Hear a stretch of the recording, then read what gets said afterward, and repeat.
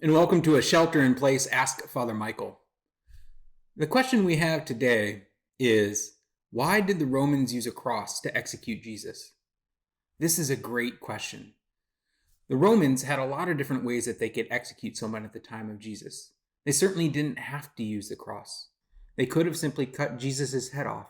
They could have done a number of things, but why would they use a cross? I think from the Romans' mind, they wanted to make an example out of Jesus. A cross was the most painful, excruciating way somebody could die, but it also served the purpose of acting as a warning to anyone else. They crucified Jesus near the gates to the city, so anyone coming into the city would see Jesus hanging upon the cross. And what was on the sign that they hung above Jesus? The King of the Jews.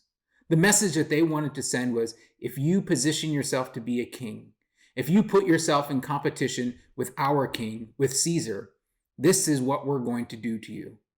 It reminds me of a scene in Pirates of the Caribbean, which came out when I was in college. You may have seen this movie or some of its sequels.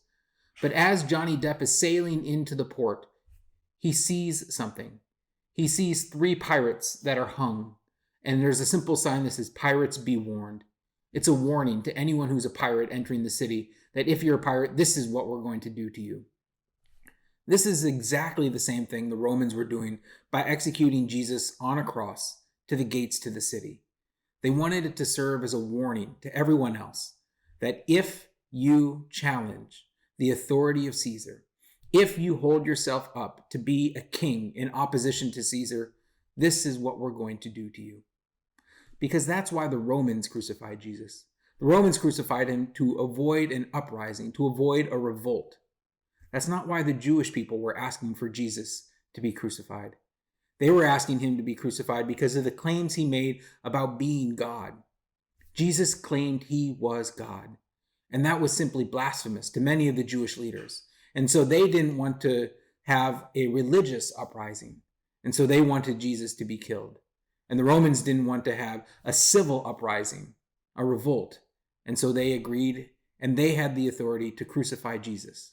And so they did it in the most humiliating, the most excruciating, and painful way possible that also would serve as a message to anyone else.